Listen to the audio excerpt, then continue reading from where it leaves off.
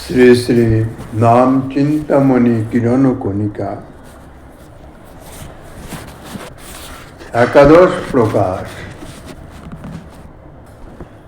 অনন্ত স্বরূপ শ্রীকৃষ্ণ নাম। শ্রীকৃষ্ণ নামের সঙ্গে অন্যান্য দেবদেবীর নামের তুলনা করে, বিশেষ করে শ্রীকৃষ্ণ বলেছেন, ন মাং দুষ্কৃতিন মুরা প্রপদ্যন্তে নরাধমা।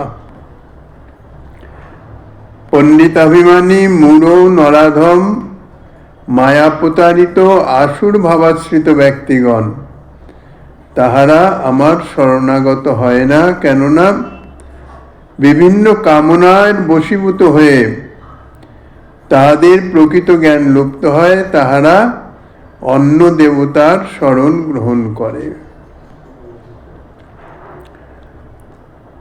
শ্রীচণ্ডীতে উক্ত শ্রীমৎ গীতোপনিষদের ভগবৎ বাক্যের সমুজ্জ্বল বাস্তব দৃষ্টান্ত পাওয়া যায়। ষড়চিষ নামক দ্বিতীয় মন্বন্তরে চৈত্রবংশ সমুদ্ভূত রাজা সুরত এবং সমাধি নামক বৈশ্য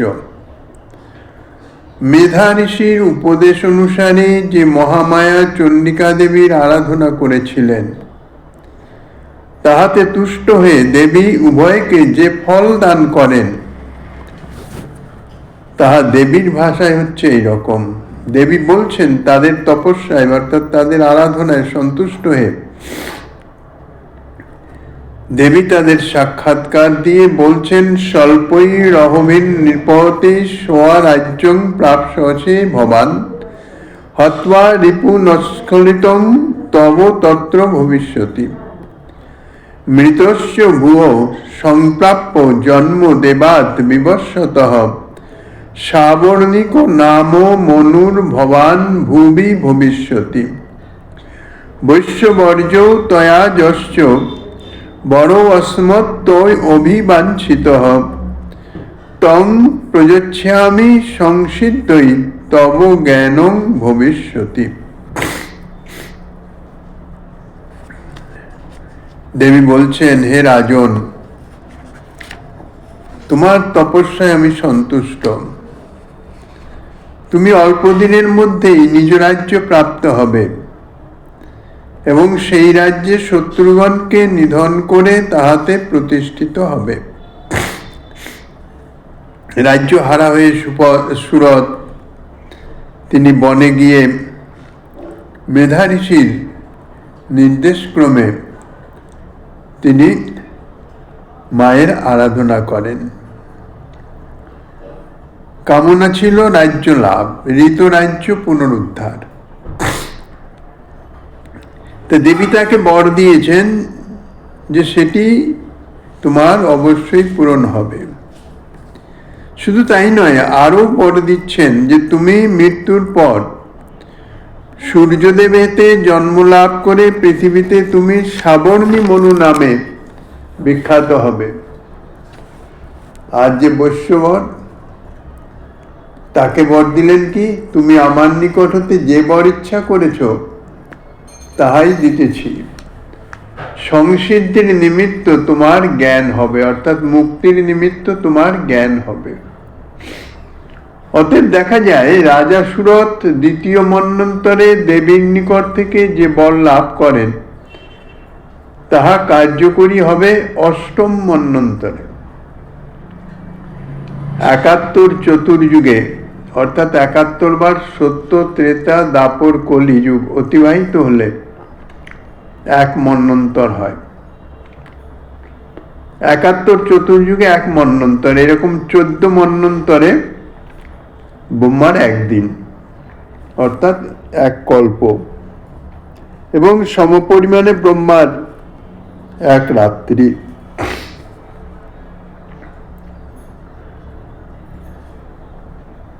এইরূপ ৬টি মন্বন্তরের পর রাজা সুরত তার আরাধনার ফল লাভ করবেন। তাহাও পরম ফল অর্থাৎ পরম পুরুষার্থ নহে। দেবী ভক্তের আদর্শ স্বরূপ হয়েও এখনো পর্যন্ত রাজা সুরতের বাঞ্ছিত ফল লাভ হয় নাই। সমাধিবশ্যের পক্ষেও তাহাই, কারণ তাহার ফললাভ অনির্দিষ্ট ভবিষ্যতের গর্ভে, এবং ফলও সাক্ষাৎ মুক্তি বা চরম সাধ্য নহে। মুক্তি লাভের জন্যে জ্ঞান বা সাধন বিশেষ, অর্থাৎ মুক্তি লাভের জন্যে তাহার হৃদয়ে সেই জ্ঞান লাভ হবে। সংসিদ্ধির নিমিত্ত, মুক্তি প্রাপ্তির নিমিত্ত তোমার জ্ঞান হবে।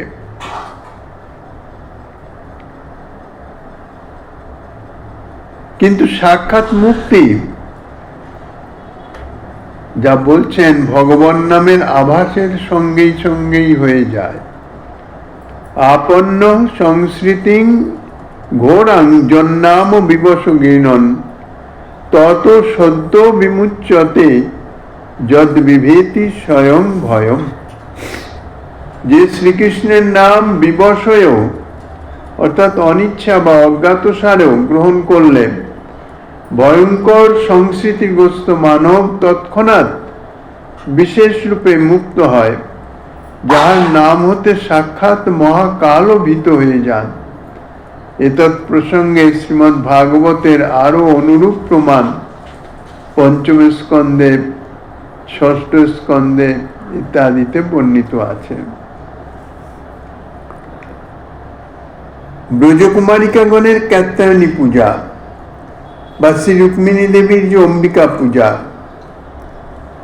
দ্বারকাবাসীগণের দুর্গার উপাসনাদির স্বরূপ, সে সম্বন্ধে আলোচনা করতে গিয়ে বলছেন, কেউ বলতে পারেন শ্রীকৃষ্ণের সাক্ষাৎ আবির্ভাব কালে, অর্থাৎ যখন শ্রীকৃষ্ণ প্রকট ছিলেন, প্রকট লীলা করিতেছেন, সেই সময় ব্রজকুমারীগণ কাত্যায়নী নামান্তর মন্ত্রোচ্চারণ করে ভদ্রকালীর পূজা করেছিলেন। শ্রীমদ্ ভাগবতের দশম স্কন্ধের দ্বাবিংশ অধ্যায়ে বর্ণিত আছে। তাহলে ব্রজকুমারীগণ শ্রীকৃষ্ণের প্রাপ্তির নিমিত্ত তো ভদ্রকালীর পূজা করেছিলেন। কাত্যায়নী মহামায়ের এই মন্ত্র উচ্চারণ করে। শ্রীমদ্ ভাগবতে আরো দেখা যায় 53 স্কন্ধে, দশম স্কন্ধের 53 অধ্যায়ে শ্রী রুক্মিণী দেবী, যদিও বিদর্ভরাজ বা অন্যান্য তাহারা রুক্মিণী দেবীর বিবাহ শ্রীকৃষ্ণের সঙ্গে দেওয়ার জন্য তারা ইচ্ছুক ছিলেন, কিন্তু রুক্মিণী দেবীর বড় ভ্রাতা রুক্মী, তিনি শ্রীকৃষ্ণের ঘোর বিরোধী ছিলেন। শিশুপাল আদি আসুর ভাবাপন্ন যাহারা, তাহারা তাহার মিত্র ছিল। আর যেহেতু বড় পুত্র পরাক্রমশালী, কাজেই মহারাজ বিদর্ভরাজ তিনি পুত্রের কথার অন্যথা করতে সমর্থ হতেন না।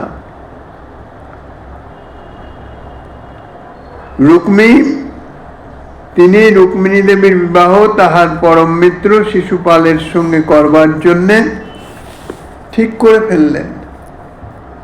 শুধু ঠিক করা নয়, শিশুপালকে একেবারে নিমন্ত্রণ করে বরযাত্রী সহ আহ্বান জানিয়ে দিলেন। হাতে সময় খুবই কম। রুক্মিণী দেবীর কর্ণে যখন এই কথা পৌঁছালো, তখন তো রুক্মিণী দেবী মন প্রাণ সমস্ত শ্রীকৃষ্ণকে সমর্পণ করে বসে আছেন। শ্রীকৃষ্ণের সাক্ষাৎ দেখা পান নাই, শুধু তাঁর গুণ শ্রবণ করে। নারদাদি ঋষির নিকটে রুক্মিণী দেবী শ্রীকৃষ্ণর গুণগাথা শ্রবণ করেই শ্রীকৃষ্ণের চরণে নিজেকে সমর্পণ করে দিয়েছেন।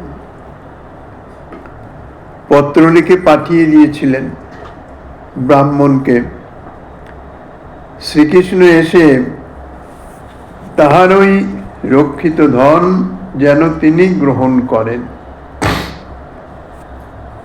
আর এদিকে অম্বিকা মন্দিরে তিনি কুলদেবী ভবানী বা অম্বিকা দেবীর পূজা করেছিলেন। এখানেও তো শক্তির আরাধনা করেছেন শ্রীকৃষ্ণকে প্রতিরূপে প্রাপ্তির নিমিত্ত। শ্রী সত্যভামা দেবী তানার পিতৃদেব শ্রী সত্রাজি, তিনি সূর্যের উপাসনা করতেন। সূর্যের উপাসনা করে সূর্যদেবের কাছ থেকে সমন্তক মণি প্রাপ্ত হয়েছিলেন এবং দ্বারকায় সূর্যদেবের মন্দিরও বিদ্যমান ছিল। দ্বারকাবাসীগণ শ্রীকৃষ্ণকে দেখবার জন্য চন্দ্রভাগা দুর্গার উপাসনা করেছিলেন। তাহলে শ্রীমদ্ ভাগবতে এইসব প্রমাণ থেকেই জানা যায় কালী, দুর্গা, সূর্যাদি দেবতা সমস্তই বৈষ্ণবগণের, এমনকি নিত্যসিদ্ধ ভগবত পরিকর গণেরও উপাস্য। অতএব কালী, সূর্য, শিবাদি যে কোনো দেবতার উপাসনা করেও শ্রীকৃষ্ণকে পাওয়া যায়। যদি শ্রীকৃষ্ণকেই পাওয়া যায় তাহলে ব্রজপ্রেমেও লাভ হবে। তার উত্তরে বলা যায়, স্থূল বুদ্ধিতে বাহ্যিক দৃষ্টিতে এইরূপ ভ্রান্ত মতের উদয় হতে পারে। এটি অনুভব করে শ্রীজীব গোস্বামী পাদ এবং শ্রীল বিশ্বনাথ চক্রবর্তী পাদ শ্রী বৈষ্ণব তোষণী এবং শ্রী সারার্থদর্শিনী টিকায় দশম স্কন্ধের অর্থাৎ কাত্যায়নী পূজার সম্বন্ধে বলেছেন, ইয়ং তাভির উপাসিতা চিৎশক্তি ভিত্তি স্বরূপভূতা যোগমায়ৈব নত বহিরঙ্গা মায়া অস্যা দেবাঃ স্বরূপ শক্তিত্বমেব মন্তব্যম ন বহিরঙ্গ জগৎ কারণ শক্তিত্বং পূর্বস্যা ন বিষ্ণুনা বিনা লক্ষ্মীর ন হরি পদ্মজাং বিনা ইতি ভগবদ ঐক্যাৎ উত্তরস্যা যস্যাং সাং সাং সৌভাগেন বিশ্বতপত্তি লয়োদয়া ইত্যাদি না তদুপলক্ষয়া তুচ্ছত্বা। এখানে বলছেন শ্রীজীব গোস্বামী পাদ যে এই যে ব্রজকুমারিকাগণ তাহারা যে কাত্যায়নী দেবী বা ভদ্রকালী দেবীর উপাসনা করেছেন, বাহ্যিক দৃষ্টিতে তাহা জড়মায়া অর্থাৎ মহামায়ার উপাসনা বলে মনে হয়েছে, কিন্তু ইনি বহিরঙ্গা মায়া বা মহামায়া নহেন। কেননা ইনি হইতেছেন শ্রীকৃষ্ণের চিৎশক্তির ভিত্তি স্বরূপার যোগ মায়া, অপ্রাকৃত চিন্ময় শ্রী গোবিন্দ বা তানার যে পরিকর বর্গ। শ্রীকৃষ্ণ নিজেও বলেছেন যোগমায়া মুপাশ্রিত। শ্রীকৃষ্ণ মায়া মুক্ত হয়ে লীলা করেন, কেননা ভগবত অনুভব যদি থাকে, ভগবতটা নিয়ে ব্রজরস আস্বাদন করা যায় না। এই জন্য নিজেরই স্বরূপ শক্তি ভূতা যে যোগমায়া, শ্রীকৃষ্ণের লীলা আদি যাহা তিনি পরিচালনা করেন, শ্রীকৃষ্ণকে রস আস্বাদন করান। শ্রীকৃষ্ণের যে পার্শ্বদগণ তাহারাও শ্রীকৃষ্ণেরই স্বরূপ শক্তির গণ। শ্রীকৃষ্ণের অনন্ত শক্তির মধ্যে তিনটি মুখ্য বলা হয়েছে, একটি স্বরূপ শক্তি, দ্বিতীয় জীব শক্তি, তৃতীয় মায়া শক্তি। এই যে মায়া শক্তি বহিরঙ্গা, কখনো শ্রীকৃষ্ণের ধারের কাছে আসতে পারে না, না শ্রীকৃষ্ণের না শ্রীকৃষ্ণের ধামের। কেননা প্রাকৃত চিন্ময় ভগবত ধাম বা ভগবত পরিকরগণ তাহাদের সান্নিধ্যে আসতে পারেন না। এই জন্যে একে বলা হয় বহিরঙ্গা শক্তি, মহামায়া, বাইরেই থাকেন। যাহা কৃষ্ণ তাহা নাহি মায়ার অধিকার। যেখানে শ্রীকৃষ্ণ বিরাজমান সেখানে মায়ার অধিকার নাই, মায়া সেখানে যেতেই পারে না। কৃষ্ণ সূর্য সম, মায়া হয় অন্ধকার। সূর্যের কাছে কি অন্ধকার যেতে পারে কখনো? ঠিক সেই রকম। তাহলে শ্রীকৃষ্ণের ধাম ব্রজভূমিতে, সেখানে এই বহিরঙ্গা মায়ার প্রবেশই নাই।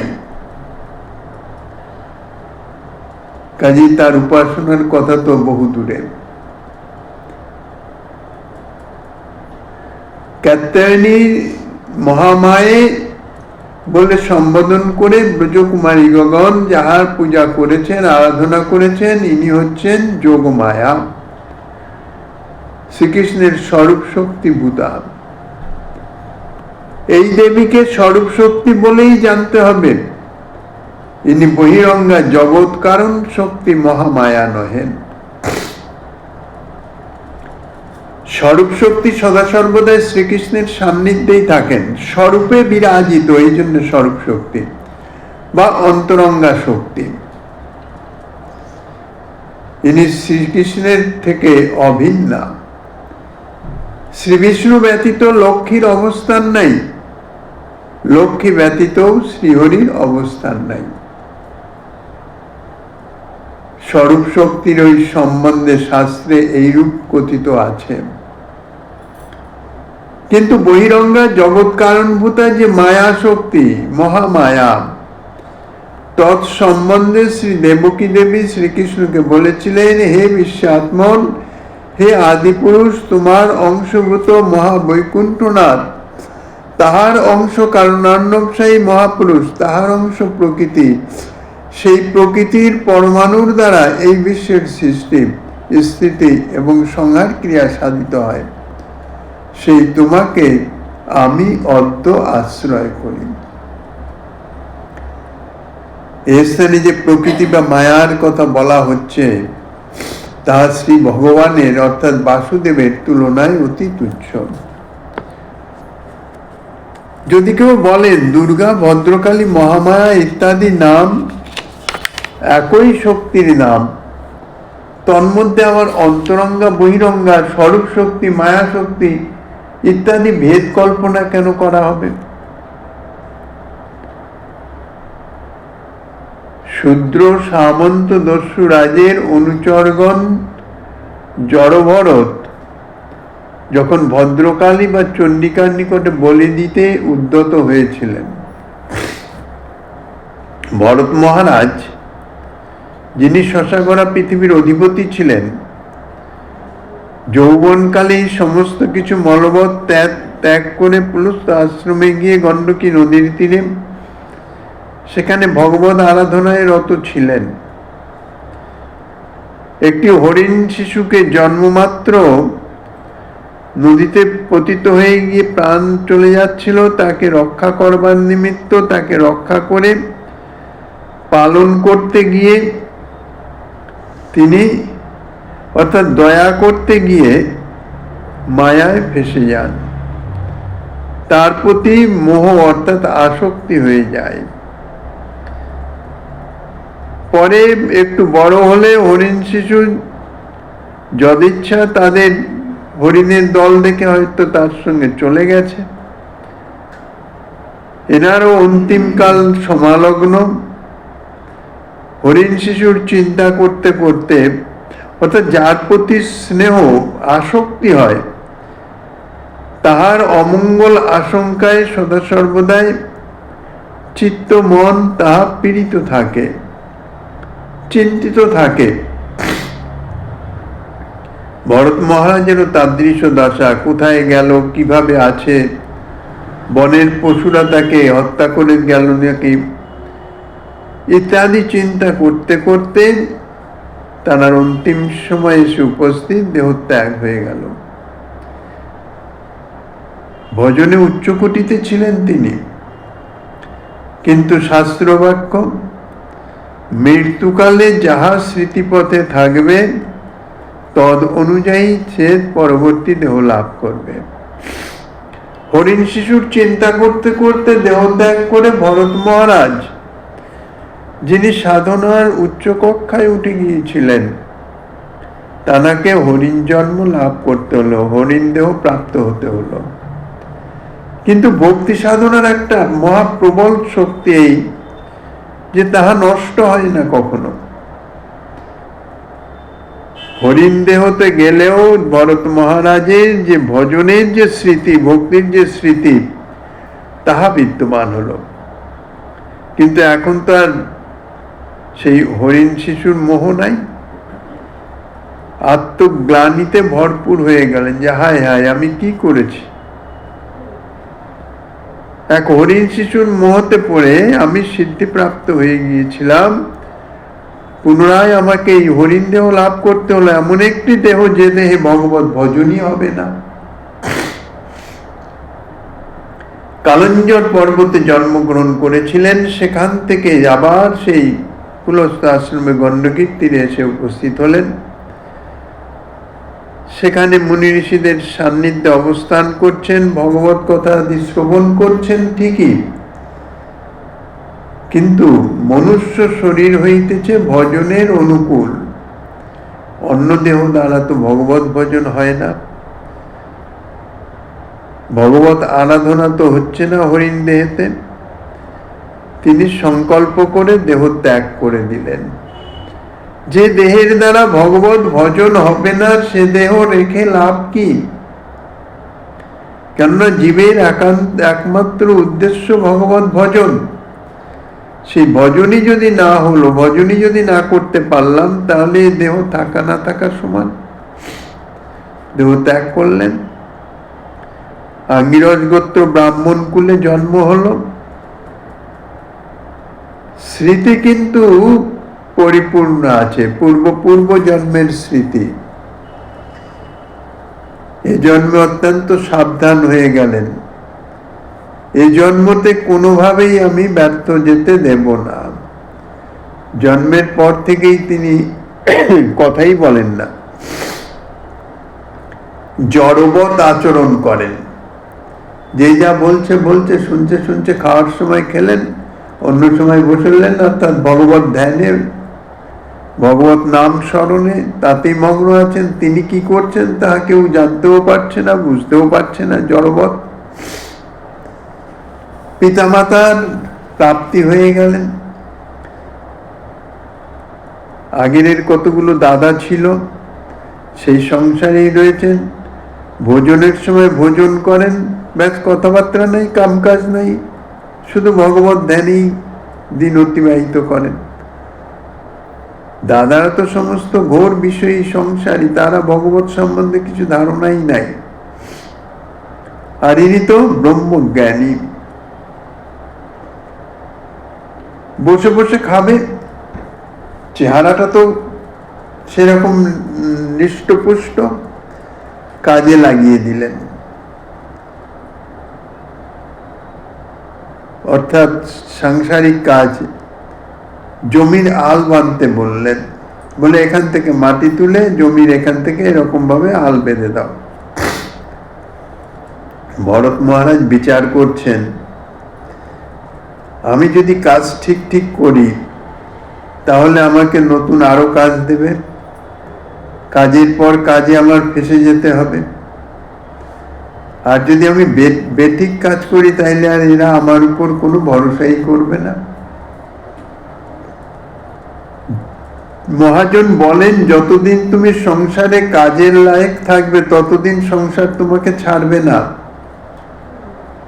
যখনই দেখবে তুমি সংসারের কোনো কাজেই লাগছো না, তখনই সংসার তোমাকে বহিষ্কৃত করে দেবে, তোমার দিকে ফিরেও তাকাবে না। এই জগৎ সংসারের এই হচ্ছে নিয়ম। যদি কোনো কাজে লাগলে তাহলেই তোমাকে দেখবে, যদি কাজে না লাগো তাহলে তোমার দিকে কেউ ফিরেও তাকাবে না। ভরত মহারাজ তিনি মাটি গর্ত করে আল বানতে, মানে একদিকের মাটি গর্ত করে কুয়ো খুঁড়ে দিলেন, অপরদিকে পাহাড় করে দিলেন। সকাল থেকে শুরু করেছিলেন, সন্ধ্যার সময় দাদারা এসে এই অবস্থা দেখে তো মাথায় হাত, বলে এই গর্ত বন্ধ করতে আর 2-5 জন লেবার লাগবে, হটিয়ে দিলেন ওকে। ভাইয়ের বউরা খেতে দেয় অখাদ্য কুখাদ্য, বাসি পচা যা থাকে সেগুলো, তার সঙ্গে এমনও বলছেন শ্রীমদ্ ভাগবতে যে সরিষার খোল আদি যাহা গরুর খাদ্য তাহাই ঘুটে মুটে সামনে ধরে দিলেন। তিনি তো কথা বলেন না কিছু, যা সামনে দিচ্ছেন উদর পূর্তি হচ্ছে প্রয়োজন, গটগট করে পিয়ে গেলেন, ব্যাস হয়ে গেল। এখন কি করা যায়? ক্ষেত পাহারার জন্য লাগিয়ে দিলেন। ক্ষেত পাহারা কি দিবেন উনি? পাখিরা এসে ক্ষেতের শস্য খেয়ে যাচ্ছে তো উত্তম কথা, তিনি বসে বসে ক্ষেত পাহারাই দিচ্ছেন। শীতকালে রে কেউ আর তাকে ডাকলো না, কিছু করলো না। তিনি তারপর সেখান থেকে উঠে হাঁটা দিলেন, যেদিকে মন যায় চলছেন। চলতে চলতে সেই এক দস্যু সর্দার সন্তান কামনায় নরবলি দেবেন বলে একজন মানুষকে ধরে নিয়ে এসেছিলেন, কিন্তু বনের মধ্যে ভদ্রকালীর মূর্তি সেখানে স্থাপন করে সেখানে পূজার জোগাড় করছেন। যাকে বলি রূপে ধরে এনেছিল সে বুঝতে পেরে গিয়ে কোন রকমের ছলছুতো এসে করে যেভাবেই হোক সে পালিয়ে গেছে। এখন পূজা হবে, দস্যুরাজ অনুচরদের বলেন যেখানতে পারো বলি জোগাড় করো। ভরত মহারাজ চলছেন রাস্তায়, কোনো দিকে ভ্রুক্ষেপ নাই, কেননা তিনি তো ভগবানের সমর্পিত আত্মা। জগৎ সংসার সব তানার ইচ্ছায় চলছে, এই জন্য কোনো তাতে তানার নাও নাই, কোনো তাতে হ্যাঁও নাই, কিছুই নাই, যেমন চলছে চলুক। দস্যুরাজের অনুচরগণ গিয়ে ধরে নিয়ে এলেন, চলে এলেন, স্নান করালেন, স্নান করালো, ভোজন দিলেন, দিব্যি খেয়ে দিয়ে নিলেন। তারপর যখন ভদ্রকালীর সামনে বলি দেওয়ার জন্য হাড়ি কাটে নিয়ে গলা দিয়ে বাঁধলেন, নিশ্চিন্ত মনে বিকার, কোনো বিকারই নাই, ব্রহ্মচিন্তায় আছেন। এইবার বলি দেবেন, কিন্তু ভদ্রকালী দেবী তিনি আর সহ্য করতে পারলেন না, কেননা পরম ভাগবত ব্রহ্মজ্ঞানী আমার সামনে তাকে বলি দেবে, এটা কখনোই সম্ভব নয়। এই জন্যে কি করলেন তিনি, সেই যে মূর্তি থেকে মূর্তি ফেটে তিনি প্রকট হলেন, সমস্ত দস্যুগণকে হত্যা করলেন। শূদ্র সামন্ত দস্যুরাজের অনুচরগণ জড়ভরত যখন ভদ্রকালী বা চণ্ডিকার নিকট বলি দিতে উদ্যত হয়েছিল, তখন দেখা যায় দস্যুগণের ব্রহ্মহিংসাত্মক ভগবত বিরোধ, অর্থাৎ ভক্ত হিংসা, সেই যে ভগবত বিরোধ সেটি সহ্য করতে না পেরে প্রতিমা ভেদ করে বহির্গত হয়েছিলেন এবং সকলকেই হত্যা করেছিলেন। সুতরাং চোর দস্যুগণ ভদ্রকালীকে নীচ কামনা সিদ্ধির জন্য পূজা করে, জনজাগতিক কামনা বা দস্যুবৃত্তি ইত্যাদির সফলতার জন্যই ভদ্রকালী দেবীকে পূজা করেন। আর ব্রজকুমারিকাগণ তারা কোনো জড়জাগতিক কামনা পূরণের জন্যে, নিচ কামনা পূরণের জন্য পূজা করেন নাই, তাহারা কৃষ্ণকে পতিরূপে লাভ করবার জন্য পূজা করেছিলেন। ইহাতে উপাসকেরই অন্তর্নিষ্ঠার পার্থক্য সূচিত হয়, উপাস্য বস্তুর তো কোনো পার্থক্যই নাই। এইরূপ মতবাদ আশঙ্কা করে শ্রীজীব গোস্বামীপাদ শ্রী বৈষ্ণব তসুনিতে বলেছেন,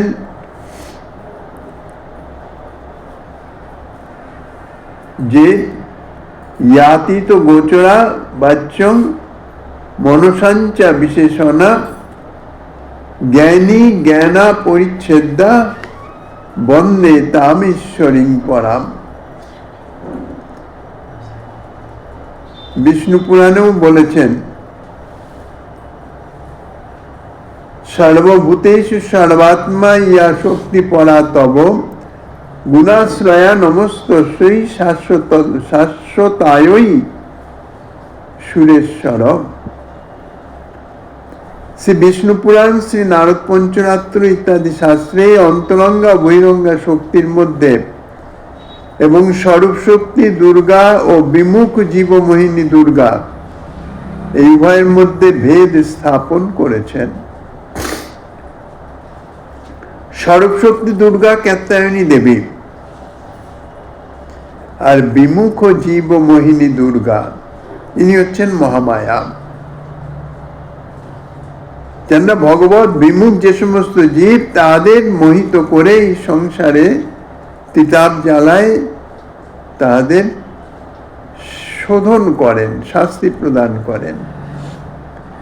শ্রীধর স্বামী পাদ শ্রী বিষ্ণু পুরাণের শ্লোকদ্বয়ের আত্মপ্রকাশ টিকাতে বলেছেন শক্তিদ্বয়ং প্রণমতি অপরা জড়শক্তি প্রকৃত্যাখ্যা ঈশ্বরস্য সর্বভূতাং পরাং চিৎশক্তিং বন্দে পরাস্য শক্তির বিবিধৈব শ্রুয়তে স্বাভাবিকী জ্ঞান বল ক্রিয়া চ ইতি শ্রুতে।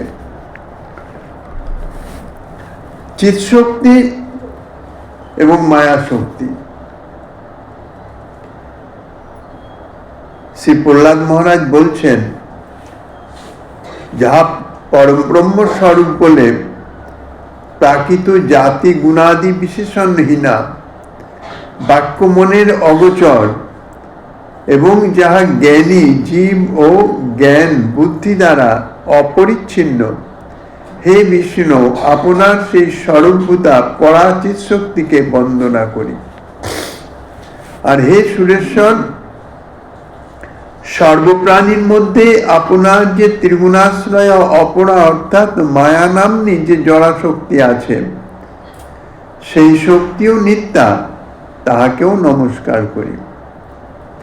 তাহলে শ্রী প্রহ্লাদ মহারাজের এই বাক্যে শ্রী বিষ্ণুর দুটি শক্তির কথা জানা যায়, একটি পরাশক্তি, অপরটি অপরাশক্তি। পরা ও অপরাশক্তির মধ্যে যে ভেদ আছে তাহা জানা যায়।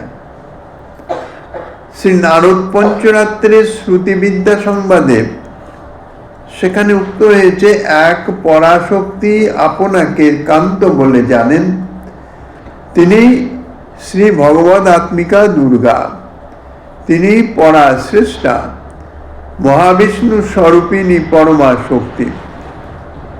যে শক্তির বিজ্ঞান মাত্রেই সেই মুহূর্তেই পর অর্থাৎ শ্রীরাম নৃসিংহ আদি শ্রেষ্ঠ বিষ্ণু তত্ত্বগণের অংশী স্বরূপ লীলাময় শ্রীকৃষ্ণের প্রাপ্তি হয়, ইহাতে অন্যথা হয় না। সেই অদ্বিতীয় স্বরূপ শক্তি প্রেম ও সর্বস্ব স্বভাবা শ্রী গোকুলেশ্বরী। এই স্বরূপ শক্তির দ্বারাই অখিলেশ্বর আদিদেব শ্রী ভগবানকে অনায়াসে পাওয়া যায়। এই স্বরূপ শক্তির আবরণকারিণী শক্তি অখিল জগতের ঈশ্বরী মহামায়া, যাহার দ্বারা সমস্ত দেহাভিমানী জীব এবং সমস্ত এই জগৎ অর্থাৎ প্রাকৃত জগৎ তাহা মুক্ত হয়। তাহলে শ্রী ভগবানের শক্তি দ্বিবিধ হয়ে যাচ্ছে, একটি পরাশক্তি একটি অপরাশক্তি। শ্রী বৃহৎ ভাগবতামৃতে শ্রী সনাতন গোস্বামী পাদ শ্রী বিষ্ণু পুরাণের প্রমাণের দ্বারা শ্রী ভগবানের মহাশক্তির পরা এবং অপরা এই দুই প্রকার ভেদের কথা বলেছেন। সেই পরা অর্থাৎ চিৎবিলাস স্বরূপা স্বাভাবিকী চিৎশক্তির ছায়া হইতেছেন ত্রিগুণাত্মিকা মায়া শক্তি, অর্থাৎ সেই চিৎ শক্তি স্বরূপ শক্তি যোগমায়া, তার ছায়া স্বরূপ হইতেছে এই মায়া শক্তি ত্রিগুণাত্মিকা। তস্যা এব প্রতিচ্ছায়া রূপা মায়া গুণাত্মিকা। টিকাতে বলছেন তস্যাচ্চিদ বিলাস রূপায়া এব প্রতিচ্ছায়া আভাস তদ্রূপা ইয়া মায়াখ্যা শক্তি চিদ্বিলাস শক্তি বিহিতানং বৈকুণ্ঠবর্তী নামেব সাদৃশং প্রপঞ্চে বৃত্তে।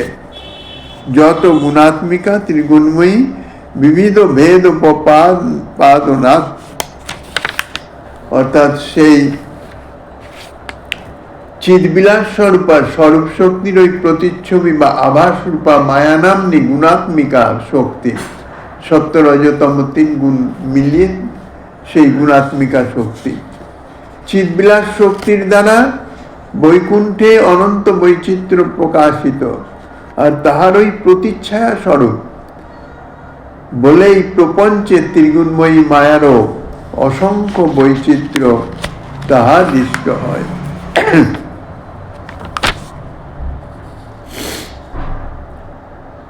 শ্রী বৃহৎ ভাগবতামৃতে আরো বলেছেন, মিথ্যা প্রপঞ্চ জননী মিথ্যা ভ্রান্তি তমময়ী অত অনিরূপ্যা অনিত্যাদ্যা জীব সংহারকারিণী অষ্টমা বরণস্যাধিষ্ঠাত্রী মূর্তিমতি হিয়া কার্যাকারো বিকারস্যা প্রাপ্তা প্রকৃতির উচ্যতে।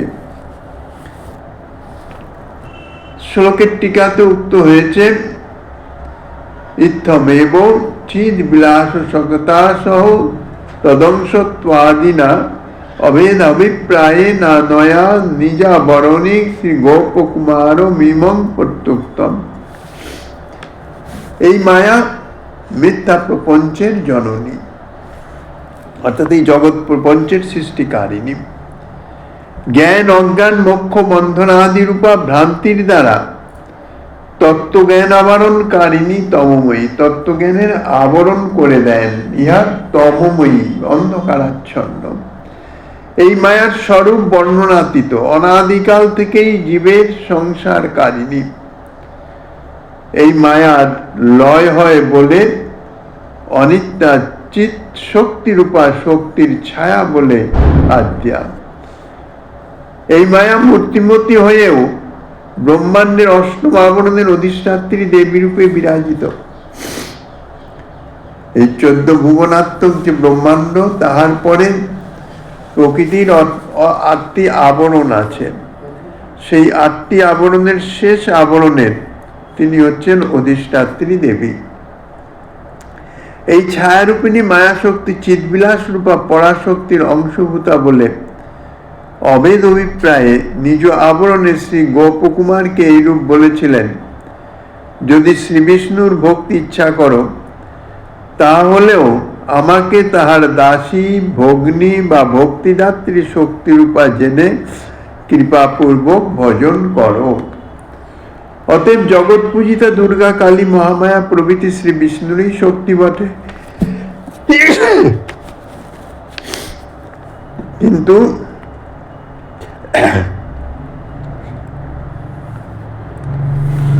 তাহারা শ্রী বিষ্ণুর শক্তি বটে ঠিকই, কিন্তু তাহা বহিরঙ্গা শক্তি, ছায়া শক্তি, আবরিকা শক্তি, শ্রী বিষ্ণুর স্বরূপ শক্তি নয়, স্বরূপ শক্তির ছায়া রূপা। তথাপি সেই শক্তিকে বিষ্ণুর দাসী রূপে ভজন করে বিষ্ণু ভক্তি কামনা করলে জীবের মঙ্গল হয়। কেননা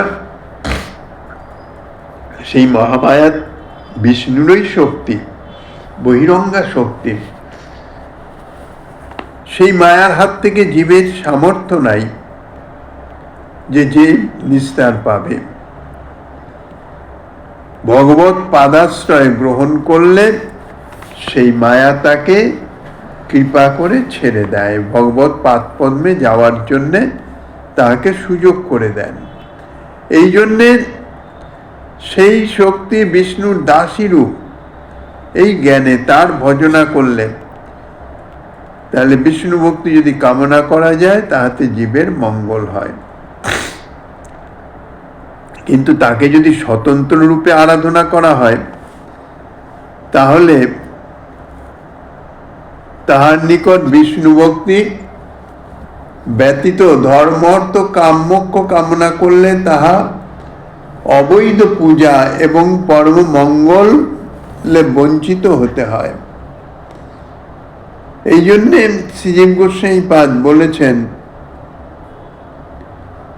আগম শাস্ত্রে যে দৃষ্ট হয় দুর্গা সমস্ত কৃষ্ণ মন্ত্রের অধিষ্ঠাত্রী দেবতা, সেই দুর্গা হচ্ছেন এই মহামায়া দুর্গা নন, তিনি শুদ্ধ সত্য স্বরূপা শ্রীকৃষ্ণের চিৎ শক্তি বৃত্তি রূপা শ্রীকৃষ্ণের ভগিনী। যখন শ্রীকৃষ্ণ রূপে আবির্ভূত হবেন ব্রজে, তখন যোগমায়াকে বললেন, তুমি যাও ব্রজে জন্মগ্রহণ করো, আমি ব্রজে প্রকট হব, আমার অনুজা রূপে তুমি জন্মগ্রহণ করবে। শ্রী গোবিন্দের আদেশে তিনি যশোদার কন্যা রূপে আবির্ভূত হয়েছিলেন। এই জন্যে শাস্ত্রে তাকে শ্রীকৃষ্ণের অনুজা বলা হয়।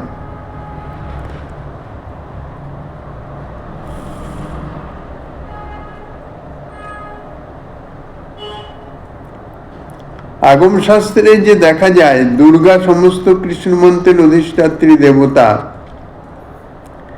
সেই যে দুর্গা তিনি এই শ্রীকৃষ্ণের ভগিনী। একানং নাম ধারিণী যোগমায়া এবং মন্ত্রাধিষ্ঠাত্রী, তিনি শ্রী ব্রজকুমারীগণের দ্বারা উপাসিত হয়েছিলেন। স্বরূপ শক্তির দুর্গা, মহামায়া, কাত্যায়নী, ভদ্রকালী, চন্দ্রভাগা ইত্যাদি নানাবিধ নামে এবং জগতের দেহাভিমানী জীবের এবং ভক্তিমুক্তি কামীগণের পূজিতা, সেই সেই নামের সাম্য দেখে উভয় শক্তি একই বলে মনে করে লোকের ভ্রম উৎপত্তি হয়।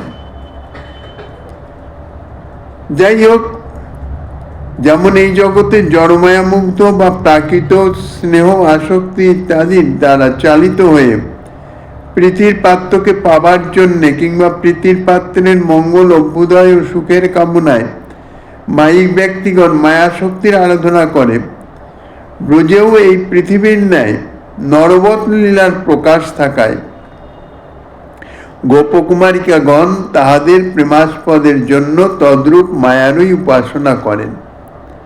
কিন্তু ব্রজবাসীগণের ওইরূপ উপাসনা পরম প্রেমোল্লাসেরই বিলাস বিশেষ, এবং সেই উপাসনা প্রেমের দ্বারাই পরিচালিত হয়েছিল। সেইরূপ উপাসনার দ্বারা যে তাহাদের প্রেম প্রাপ্তি হয়েছিল, ইহা অনুমান করলে ভুল হবে, কেননা তাহারা নিত্য কান্তা, ভগবত নিত্য পার্শ্বদ। এসনে যাহারা অন্যরূপ মনে করেন, তাহারা ব্রজপ্রেমিকাগণের প্রেমগন্ধ সম্বন্ধের বাতাসও স্পর্শ করতে পারেন না। সর্বত্র শুদ্ধ ভগবত প্রেমই হচ্ছে পুরুষার্থ। যাবতীয় দেবতান্তরের উপাসনাদি কিন্তু সেই পুরুষার্থেরই সাধন, ইহাই শ্রীমদ্ ভাগবতের সিদ্ধান্ত।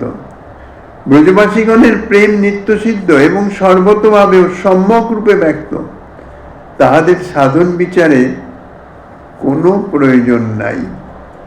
পরম সাধ্যস্বরূপ প্রেমের বিচারে কিন্তু সেই প্রেমা কেবল মাধুর্য অনুভবের দ্বারা আবির্ভূত হয়ে থাকেন। শ্রী নন্দনন্দনে তাহাদের পরমেশ্বর বুদ্ধি নাই, ভগবত বুদ্ধি নাই। ঐকান্তিক ভক্তির প্রবৃত্তির কারণের দ্বারা পরমেশ্বর অনুভবের দ্বারা সম্ভ্রমের উদয় হওয়ায় প্রেম সংকুচিত হয়ে পড়ে। প্রেমই তাহাকে বশীভূত করতে পারে, অর্থাৎ ভগবানকে প্রেমই বশীভূত করতে পারে। কোন রকম ঐশ্বর্যের ভাব আসলে, গৌরব আসলে, সংকোচ আসলে, প্রেম সংকুচিত হয়ে গেলে সেই ঐশ্বর্য শিথিল প্রেমে নহে মর্পিত, পরমৈশ্বর্য অনুভব হতে পারে না। এই জন্য স্থানে ব্রজকুমারীগণ কাত্যায়নী দেবীর নিকট বলেছেন, নন্দগোপ পুত্রকে আমাদের প্রতি করে দাও। শ্রী ভগবানকে আমাদের পতি করে দাও, একথা কিন্তু ব্রজকুমারীগণ বলেন নাই। তাহারা নন্দগোপের পুত্রকে পতিরূপে চেয়েছেন। অতএব লৌকিক প্রেমিকা যেরূপ তাহার প্রীতিপাত্রের প্রেমবশতই মায়াদেবীর আরাধনা করেন, এখানেও বাহ্যিক দৃষ্টিতে সেই রকমই দেখা যাচ্ছে। ঐশ্বর্য গন্ধহীন প্রেম যুক্তা ব্রজকুমারিকাগণ নন্দনন্দনকে পাবার জন্যে মায়ারই আরাধনা করেছিলেন, কিন্তু এই মায়া যোগ মায়া। লৌকিক প্রেমিকাগণের মায়ার আরাধনা যেরূপ প্রীতিপাত্রেই প্রাকৃত ভালোবাসার পরিচায়ক, ব্রজকুমারীগণের মায়ার আরাধনাও তদ্রূপ শ্রী ব্রজেন্দ্র নন্দনেই নিত্য সিদ্ধা প্রীতির পরিচায়ক। ব্রজকুমারীগণের যে ব্রজেন্দ্র নন্দনের সহিত প্রীতি, তাহা অনাদি সিদ্ধা, কেন নিত্য পরিকর, নিত্য কান্তা। অতএব তাহারা প্রকৃত প্রস্তাবে মায়ার উপাসনা করেন নাই, নন্দনন্দনেই প্রেম করেছেন। সেই উপাসনা শ্রীকৃষ্ণকে পরম প্রেমোল্লাসেরই বিলাস বিশেষ। এই তো গেল ব্রজবাসীগণের কাত্যায়নী পূজার কথা। দ্বিতীয় যে দৃষ্টান্ত দিয়েছিলেন শ্রী রুক্মিণী দেবীর বিবাহ, যে ভবানী দেবীর পূজা। শ্রী রুক্মিণী দেবও বিবাহের পূর্বে শ্রীকৃষ্ণকে লাভ করবার উদ্দেশ্যে ভবানী দেবীর আরাধনা করেছিলেন। সুতরাং শ্রী রুক্মিণী দেবীর ভবানী পূজন শ্রীকৃষ্ণ প্রীতিরই পরিচায়ক।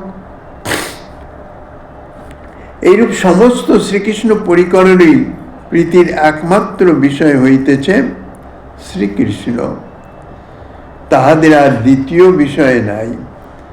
দেবতাগণ তাহাদের প্রীতির বিষয় নহে, কৃষ্ণ ব্যতীত অন্য কারো প্রতি তাহাদের প্রীতি নাই। যাহারা কৃষ্ণের সম্বন্ধে সম্বন্ধিত, তাহাদের প্রতি প্রীতি আছে। তাহারা দেবতাগণের দ্বারা শ্রীকৃষ্ণ কাম সাধন করাইয়া লইতেছেন, অর্থাৎ শ্রীকৃষ্ণেরই কৈঙ্কর্য করাইয়া নিতেছেন। যেরূপ জড় বিষয়ে প্রীতিযুক্ত ব্যক্তি দেবতার দ্বারা প্রকৃত প্রস্তাবে স্ব জড় প্রীতির সাধন নিজেদের কৈঙ্কর্য করাইয়া থাকেন। ষষ্ঠী পূজা করে পুত্রাসক্ত জননী নিজের পুত্র বাৎসল্যের চরিতার্থতা সম্পাদন করেন। বস্তুত তার দ্বারা ষষ্ঠী দেবীকে পুত্রের সেবার্থই নিয়োগ করা হচ্ছে। শ্রী সচিমাতাও ষষ্ঠী পূজা করেছিলেন। শ্রীনিমাইয়ের প্রতি অপ্রাকৃত নিত্যসিদ্ধ বাৎসল্য প্রেমেরই পরিচয় দিয়েছেন। শ্রী অদ্বৈত আচার্য একেশ্বর শ্রী সচিনন্দনকে নীলাচলের স্বগৃহে সেবা করিবার জন্যে ইন্দ্রের স্তব করে বলেছিলেন, আজি ইন্দ্র জানিল তোমার অনুভব, আজি জানিলাম তুমি নিশ্চয় বৈষ্ণব। আজি হইতে তোমারে দিবাং পুষ্প জল, আজি ইন্দ্র তুমি মোরে কিনিলা কেবল। ঘটনাটা হচ্ছে এরকম, অদ্বৈত আচার্য শ্রীমন মহাপ্রভুকে মধ্যাহ্ন ভোজনের নিমন্ত্রণ দিয়েছেন। মহাপ্রভু তো সচরাচর একা চলেন না, ওনার পারিষদ বর্গ ইতস্তত বিভিন্ন স্থানে থাকেন, তারা সব একত্রিত হন, মহাপ্রভুর সঙ্গে আসেন। অদ্বৈত আচার্যের মনের বাসনা একলা প্রভুর সেবা করবেন, তাহলে হবে কি নিঃসংকোচে সেবা হবে, প্রাণ ভরে প্রভুর সেবা করতে পারবেন, অর্থাৎ প্রভুকে ভোজন করাতে পারবেন। কিন্তু পারিষদ বর্গ থাকলে তো প্রভু তা করেন না, সংকুচিত, এবং আমি সন্ন্যাসী বলে খুব অল্প পরিমাণ তিনি ভোজন গ্রহণ করেন। তো ঠিক মহাপ্রভু অদ্বৈতগিরি আসবেন, ঠিক তার পূর্বেই প্রচন্ড ঝড় জল শুরু হলো। কাজেই প্রভুর সঙ্গে যাদের আসবার কথা ছিল তাদের কেউ যোগাযোগ করতে পারলেন না। মহাপ্রভু একলা এসেছিলেন এবং অদ্বৈত আচার্য প্রাণ ভরে প্রভুর সেবা করেছেন। এবং এই জল ঝড়ের কর্তা হচ্ছে দেবরাজ ইন্দ্র। তাই ইন্দ্রের স্তুতি করে বলছেন যে আজকে জানলাম আমি যে তুমি নিশ্চয়ই বৈষ্ণব। এই জন্যে বলছেন যে আজি হতে তোমারে দিবাং পুষ্প জল, আজ থেকে তোমাকে আমি ফুল জল দিব। এটা কি অদ্বৈত আচার্য নিজের যে অভীষ্ট দেবের পিত্তার্থে প্রীতি প্রাপ্তি, অভীষ্ট সেবা প্রাপ্তির নিমিত্ত ইন্দ্রের প্রতি সন্তুষ্ট, অন্য কিছু না। বহির্মুখ জগৎবাসীর মুখ্য প্রয়োজন বা পুরুষার্থ যেরূপ বিষয় সুখ, তদ্রূপ নিত্যসিদ্ধ ব্রজবাসী বা ভগবত পরিকনের একমাত্র পুরুষার্থ হচ্ছে ভগবানের প্রীতি, তাহারই সুখানুসন্ধান। কোন দেবতা পূজা করে তার মাধ্যমে যদি আমার ইষ্টের সুখ লাভ করাতে পারি, সেবার সুযোগ পেতে পারি, তাহলে দেবতা পূজায় তো কোনো বাধা নাই। কাজেই দেবতা পূজা হচ্ছে তাহার উপলক্ষ বা সাধন মাত্র। বহির্মুখ জগতের ধর্ম অর্থ কাম ও মোক্ষ কামীগণেরও দেবতা পূজা সাধন মাত্র, তাহাও সাধ্য নহে। কিন্তু উক্ত চতুর্বর্গ বা পুরুষার্থ স্বার্থপরতা দোষ দুষ্ট, নিজ সুখ বাসনা পূর্তির নিমিত্ত, নিজ স্বার্থ সিদ্ধির নিমিত্ত। আর শুদ্ধ ভগবত প্রেম একমাত্র অকৈতব শ্রীকৃষ্ণেন্দ্রীয় প্রীতির তাৎপর্য বিশিষ্ট। এই হচ্ছে তফাৎ। এই জন্য ভগবত প্রেমৈক সর্বস্ব ভগবত পরিকর এবং ভগবত ভক্তগণের আরাধ্য স্বরূপ শক্তি আর চতুর্বর্গাবিলাসী ব্যক্তিগণের আরাধ্য মায়া শক্তি, তার মধ্যেও পার্থক্য আছে। স্বরূপ শক্তি প্রেম সর্বস্ব স্বভাবা গোকুলেশ্বরী, আর বহির্মুখ জগতে পূজিতা আবরিকা শক্তি মহামায়া অখিলেশ্বরী, যাহার মায়ায় অখিল জগৎ মুক্ত। বহির্মুখ জীব কামনাযুক্ত হয়ে দেবতা পূজা করেন। এই কামনাযুক্ত হয়ে দেবতা পূজা বা কামনাযুক্ত হয়ে শ্রীকৃষ্ণ পূজা, দুটোর মধ্যে কি তফাৎ?